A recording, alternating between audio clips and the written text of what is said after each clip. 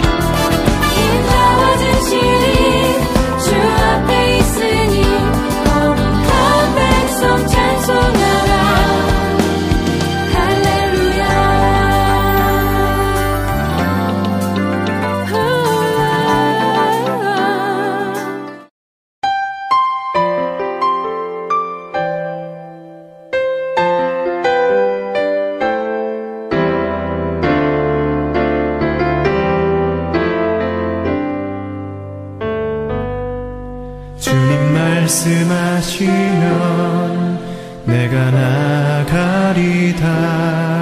주님 뜻이 아니면 내가 멈춰서리다.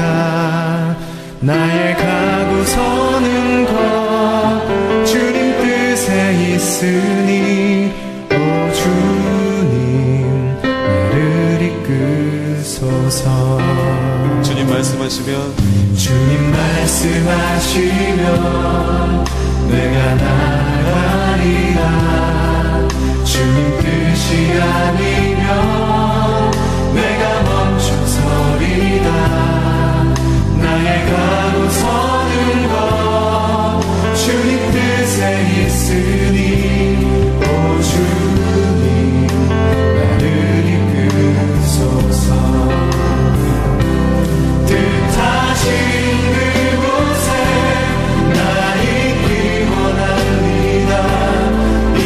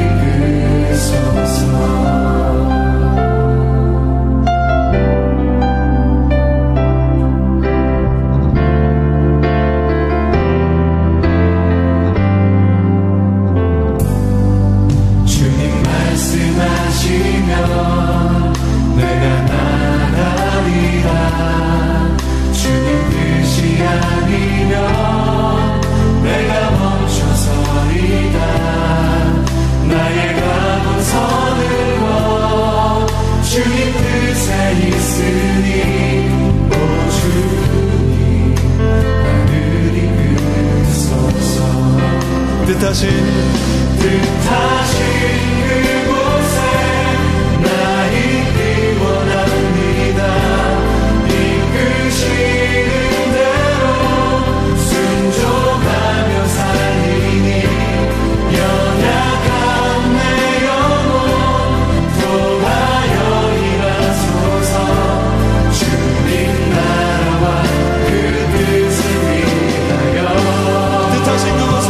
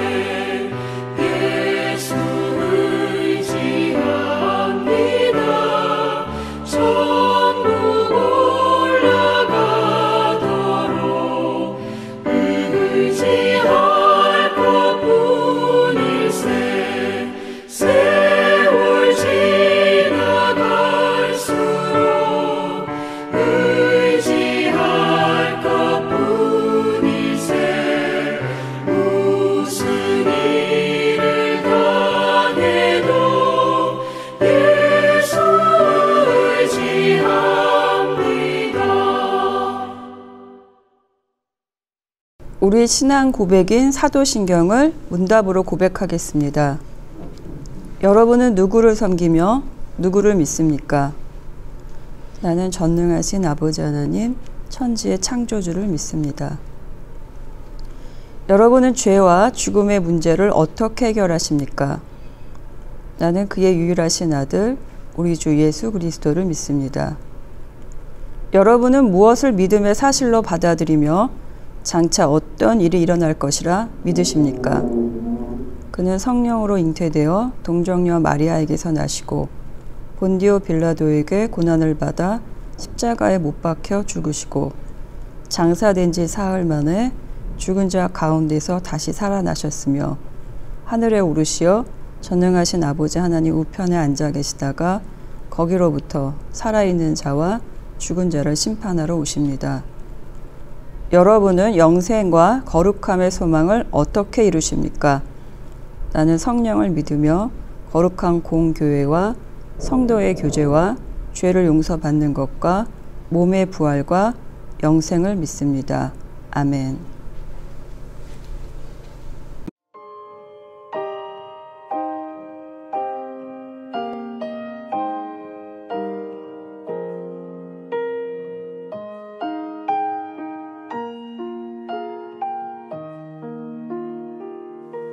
참 아름다워라 주님의 세계는 저 솔로몬의 옷보다 더 고운 백합화 주 찬송하는 듯 저 맑은 새소리 내 아버지의 지으신 그 솜씨 깊도다.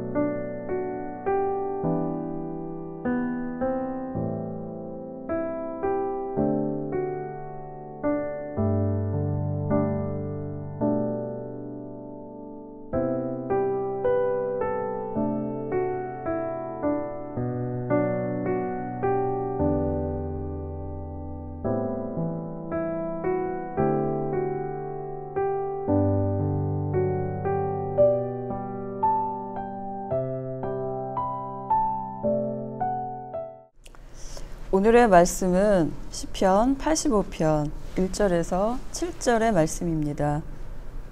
구원의 과거와 현재라는 제목의 말씀입니다. 시편은 전체 150편으로 이루어졌습니다. 다시 이것을 몇 편씩 묶어서 5권으로 분류하는데 오늘의 말씀은 그 중에 3권에 속합니다. 이 시편의 저자는 고라 자손입니다. 그들은 역대기에 의하면 레위인으로서 성전 예배를 돕는 역할을 합니다. 이 시편의 배경은 바벨론 포로 귀환과 관련됩니다. 이스라엘은 기원전 586년에 바벨론에게 패망하였고 포로로 끌려갔습니다. 그리고 수십 년 후에 해방이 되어서 다시 귀환하게 되었습니다. 85편은 바로 이 귀환 사건과 그 이후의 시간을 배경으로 합니다. 85편 1절에서 7절은 두 단락으로 나누어 이해할 수 있습니다. 85편 1절에서 3절은 과거형의 시제로서 이스라엘이 포로에서 귀환하게 되었음과 이것은 하나님의 용서와 은혜의 덕분임을 밝힙니다. 이어서 4절에서 7절은 귀환 이후의 현재의 시점을 기준으로 하여 다시 한번 하나님의 은혜와 구원을 구합니다. 그 중에서 먼저 1절에서 3절의 말씀을 살펴보겠습니다. 1절은 먼저 그들이 포로 귀환에서 돌아왔다는 사실을 서술하며 또 그 이유를 이야기합니다. 즉 그들이 하나님께서 이스라엘 땅에 은혜를 베푸셔서 포로에서 귀환하게 되었다고 이야기합니다. 2절은 그들이 회복된 이유와 함께 포로로 끌려간 이유를 말합니다. 2절에 의하면 이스라엘 백성들은 포로로 끌려간 이유가 그들이 지은 죄악 때문이며 귀환하게 된 이유는 하나님께서 그 모든 죄를 덮어주셨기 때문입니다. 3절 역시 포로 귀환에서 돌아온 이유를 설명합니다. 하나님께서 노여움을 말끔히 거두어 주시고 또 맹렬한 진노를 거두어 주셨기 때문입니다. 즉 그들이 포로가 되었던 이유는 1절에서 3절을 분석해 보면 그들의 죄악 때문이며 그것에서의 해방, 고국으로의 귀환은 그들 자신의 어떠한 노력이나 투쟁의 산물이 아니라 하나님이 그 죄악을 용서하시고 그 진노를 덮으시고 거두어 주신 특별한 은혜 때문이라고 말씀하고 있습니다. 그런데 이것은 우리의 구원 여정과도 비슷합니다. 과거 우리도 죄악으로 하나님의 진노 아래 있던 자들이었습니다. 우리가 이 세상에서 포로 같은 소속감 없이 황량하고 또 절망적인 거두어 줄 리 없는 그런 상황 가운데 있다가 하나님의 자녀로 회복되어 돌이켜진 것은 하나님께서 우리를 향한 그 진노를 거두시고 용서하셨기 때문입니다. 즉 우리의 죄악과 허물에 향하셨던 맹렬한 진노가 예수 그리스도께 대신 쏟아졌기 때문입니다. 에베소서 2장 3절에서 5절 말씀에 의하면 우리도 전에는 육신의 정욕대로 살면서 날 때부터 진노의 자식들이었습니다. 그러나 하나님은 그 사랑으로 범죄함으로 죽은 우리를 그리스도와 함께 살려주셨습니다. 그래서 우리는 그 은혜로 구원을 받았다고 말씀하십니다. 그런데 우리는 이 구원을 너무나 쉽게 여기는 경향이 있습니다. 예를 들어서 우리는 그리스도께서 오시기 이전 단계를 경험하지 못했습니다. 따라서 선민인 유대인이 아닌 이방인으로서 구원의 길을 찾아 헤맨 경험이 없고 이미 그리스도가 오셔서 구원의 길을 열어놓으신 시대에 살고 있기 때문에 이방인 죄인을 향한 하나님의 구원이 얼마나 큰지를 잘 실감하지 못하는 경우가 있습니다. 또는 어떠한 특별한 죄 가운데서 하나님의 큰 용서를 경험하고 드라마틱하게 돌아온 경우가 없는 경우가 있습니다. 특히 모태신앙이거나 어렸을 때부터 교회 생활을 한 경우 또는 큰 문제 없이 살아온 무난한 인생이라고 생각되는 분들은 이 구원의 감격, 그리스도의 건져주심이 머리로는 이해가 돼도 가슴으로는 크게 와닿지 않을 수 있습니다. 그러나 우리가 그동안 어떤 인생을 살아왔던지와 큰 상관없이 우리 인간 존재 모두의 죄인됨은 사실은 매우 처절하며 깊게 직면할 문제입니다.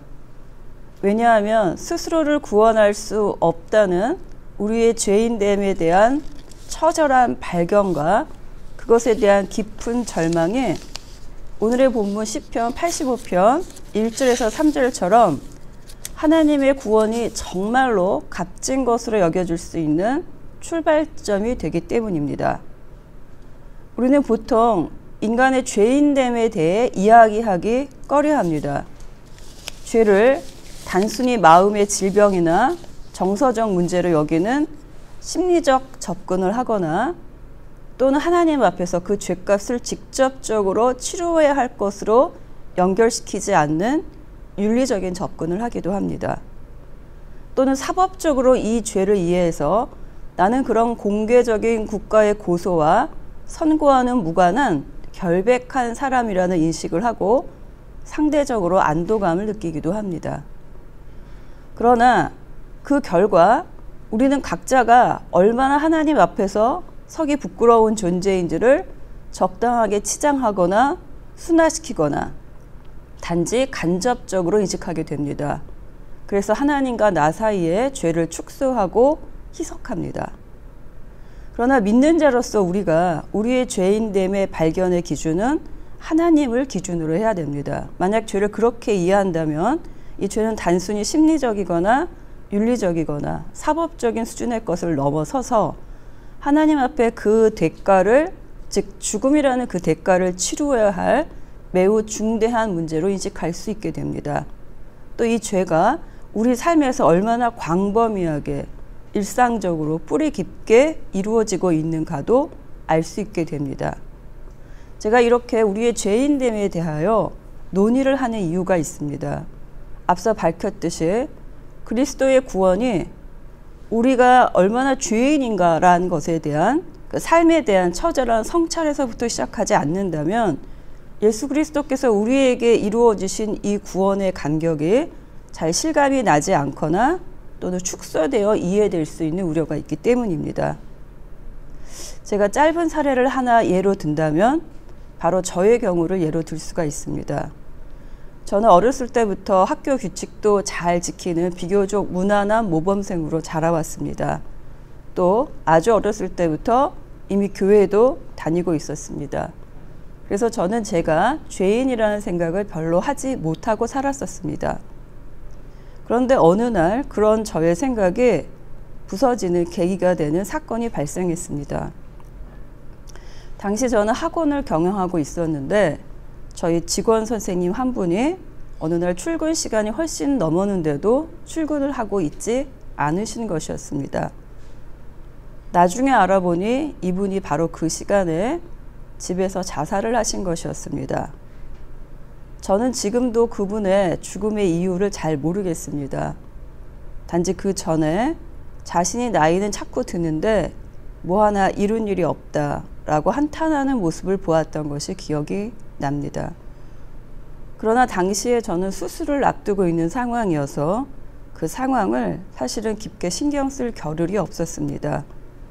그래서 참으로 이 젊은 죽음이 안타깝기는 하지만 저는 이 죽음이 무죄하다고 생각했고 아무 관련이 없다고 생각했습니다.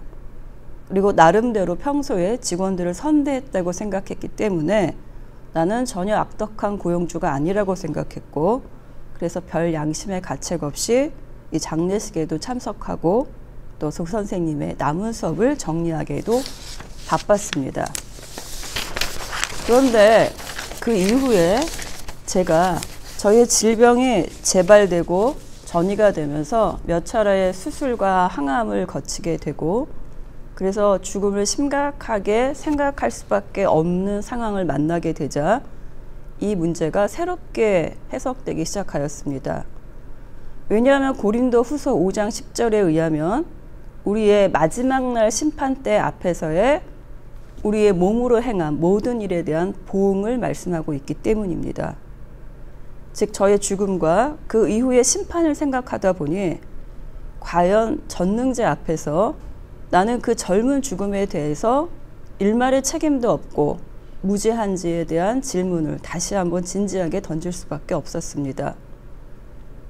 그러자 저는 굉장히 자신이 없어지고 두려워지기 시작했습니다. 그분이 근무하면서 느꼈을 여러 가지 스트레스와 어려움에 나는 정말 무관하다, 무죄하다. 나는 나름대로 선생님들에게 최선을 다했다. 과연 이런 주장과 변명과 옹호가 사람이 아니라 사람의 모든 마음을 꿰뚫어 보시는 창조주 앞에서 통할 수 있을까? 그렇게 생각을 하니 저는 정말 두렵고 자신이 없어졌습니다. 그래서 제가 죄인일 수도 있겠다는 생각을 사실은 인생에서 처음으로 아주 절실히 하게 되었습니다. 그런데 그런 질문과 또한 심판대 앞에서의 두려움 앞에서 로마서 5장 8절과 9절 그리고 요한일서 1장 9절이 동시에 생각이 났습니다.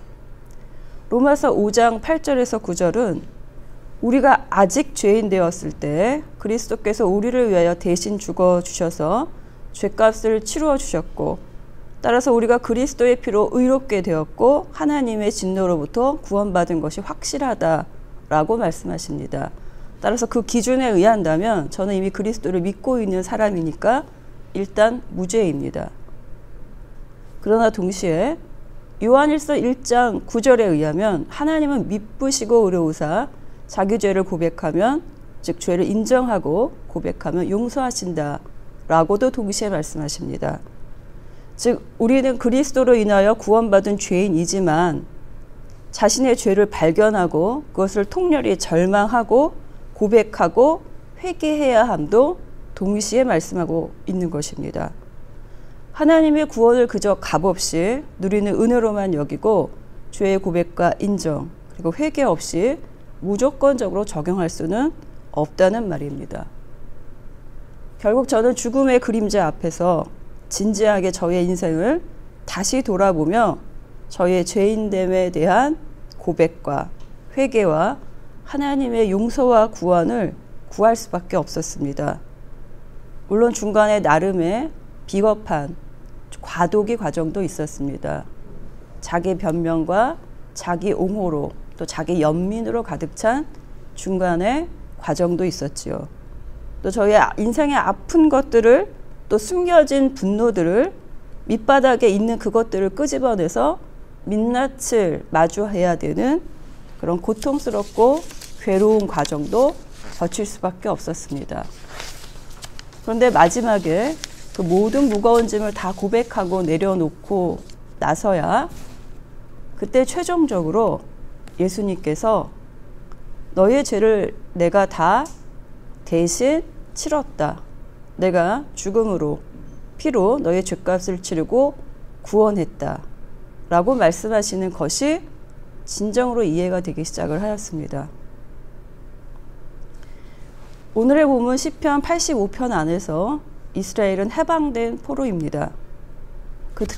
그들이 해방되기 이전에 포로로서의 긴 시간 동안 그들은 그 포로로 끌려오기까지 했어야 될 그들의 과거 죄악에 대해 얼마나 절망하며 또 회개했을까요? 또한 얼마나 하나님의 백성으로 다시 회복될 소망을 꿈꾸었을까요? 실제로 포로기 동안에는 많은 신학적 성찰들이 있었습니다. 자신들이 왜 포로로 끌려왔는지, 왜 이런 고통을 당하는지, 어떻게 하면 회복될 수 있는지에 대한 많은 고민들이 있었습니다. 그래서 결국 그런 고민들이 현재의 시편 85편 1절에서 3절에서 이런 고백을 낳게 한 것입니다. 자신들이 포로로 끌려갔음은 자신들의 죄 때문이라는 고백이요. 그리고 동시에 이것에서의 구원은 전적으로 하나님께서 그들의 죄를 가리시고 용서하시고 진노를 멈추시고 은혜로 주신 구원 때문이라고 이야기하고 있는 것입니다. 우리의 구원 역시 마찬가지입니다. 우리의 구원은 그리스도 안에서 주어진 하나님의 은혜입니다. 우리에게 향하신 하나님의 진노는 멈추어졌고 그리스도로 인하여 용서되어졌습니다. 그러나 동시에 우리는 시편 오늘의 본문처럼 그 죄에 대한 진지한 고백과 또 하나님 앞에서 그 은혜에 대한 자각과 성찰 역시 동시에 필요함을 압니다. 이어서 시편 85편 나머지 구절 4절에서 5절을 살펴보시겠습니다. 앞선 9절에서 1절에서 3절은 과거의 죄로부터 그들이 구원받아서 이제 돌아왔다라고 과거의 구원을 이야기하고 있습니다.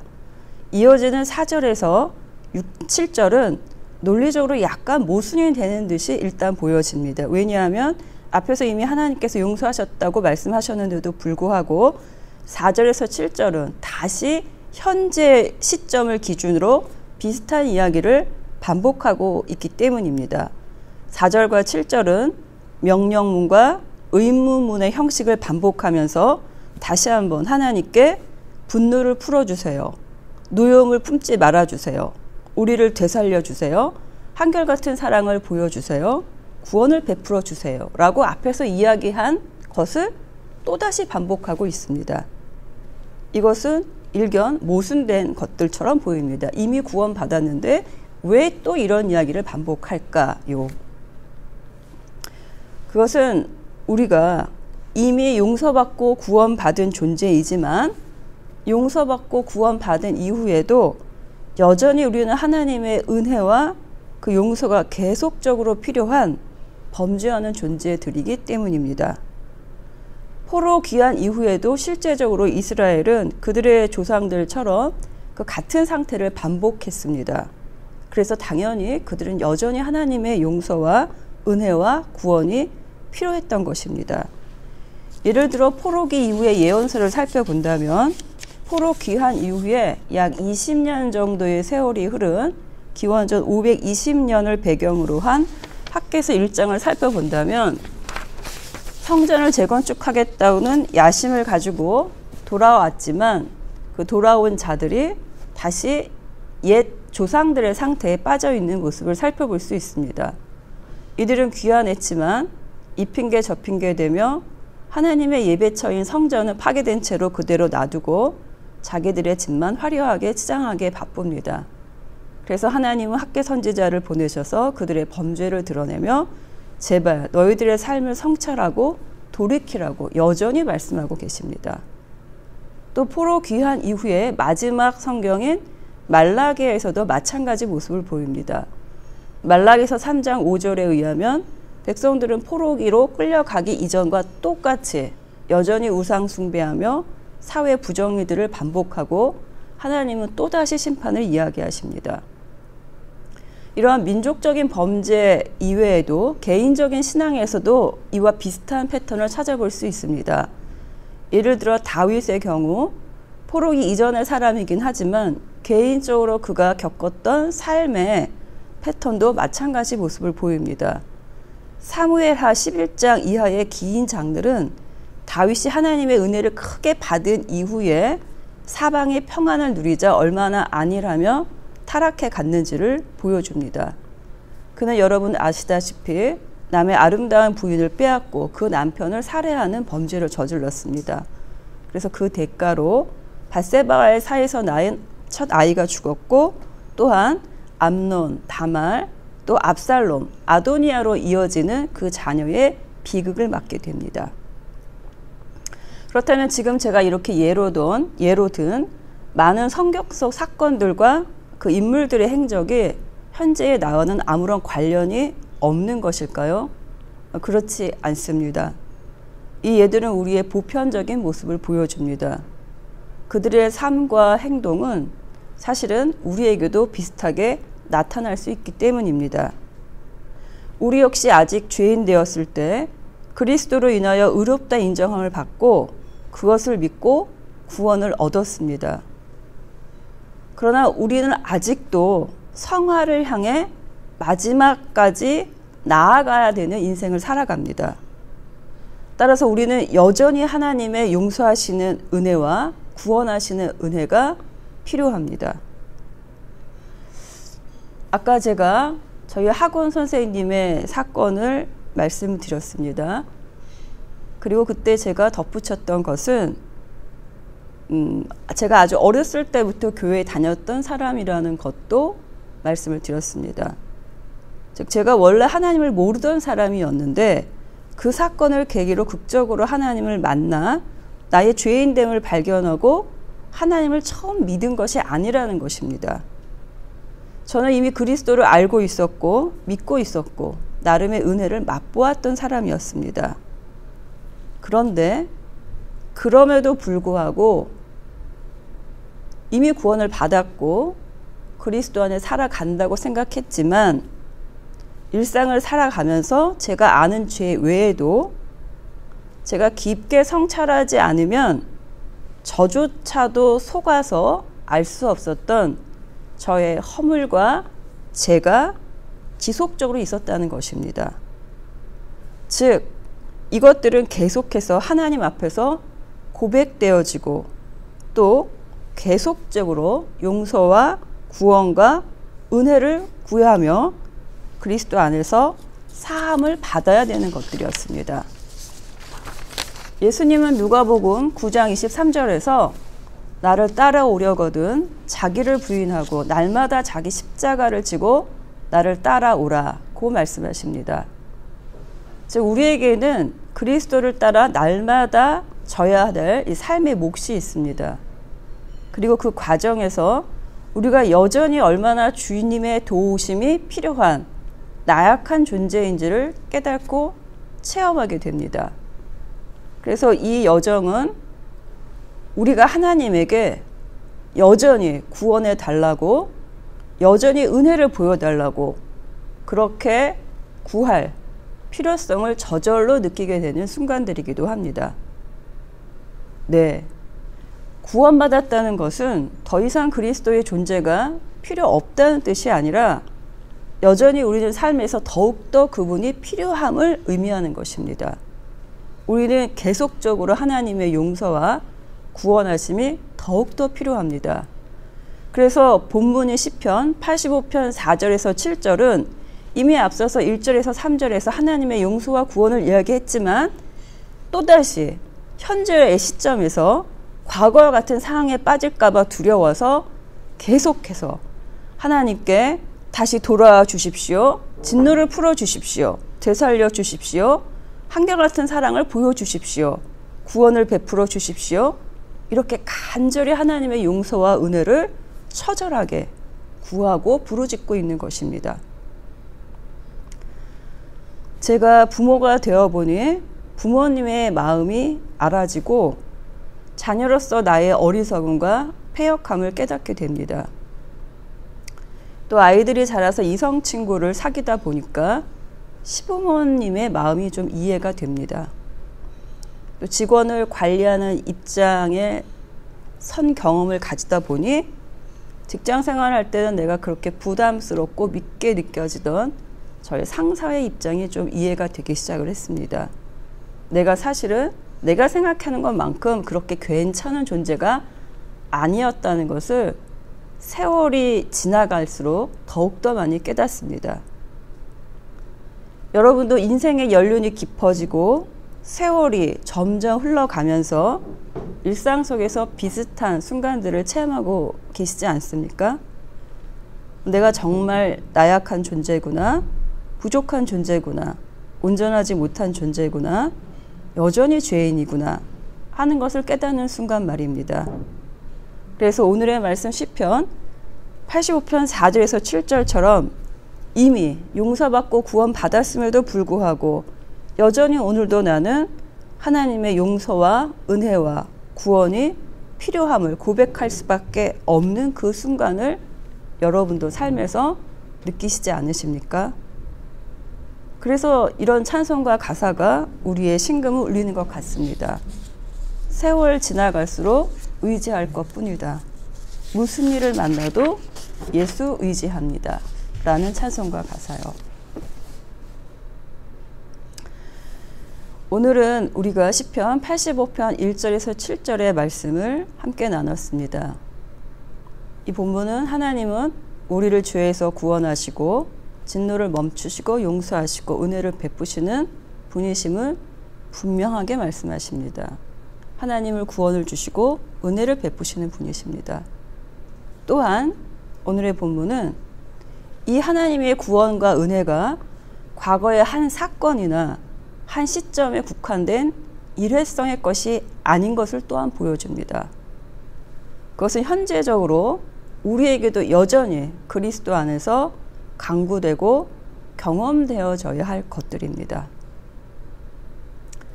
이 나머지 일주일의 시간도 그렇게 하나님 앞에서 자신의 삶을, 나의 모든 삶을 성찰하며 날마다 더 깊이 하나님께 나아가는 시간들이 되시기를 바랍니다. 주신 말씀을 가지고 잠시 기도하는 시간을 갖겠습니다. 하나님 아버지, 우리의 모든 연약함을 용서하여 주시고 또 하나님 아버지, 주님께 더 가까이 나갈 수 있게 하여 주시옵소서. 아버지, 주님의 구원과 그 은혜가 날마다 깊은 감격으로 임할 수 있게 하여 주시옵소서. 하나님, 예수 그리스도의 대속적 죽음과 그 피로 인하여 우리를 구원하여 주셨음을 감사드립니다. 또한 저희는 여전히 연약한 존재라 주의 은혜와 구원이 날마다 더욱더 필요함을 고백합니다. 이런 저희를 긍휼히 여겨주시고 또 받아주시고 용납하여 주시고 일상에서 늘 동행하여 주시옵소서. 주님의 큰 사랑과 은혜를 늘 감격에 차 경험할 수 있는 큰 복을 허락하여 주시옵소서. 이 모든 말씀 예수 그리스도 이름으로 기도드렸습니다. 아멘.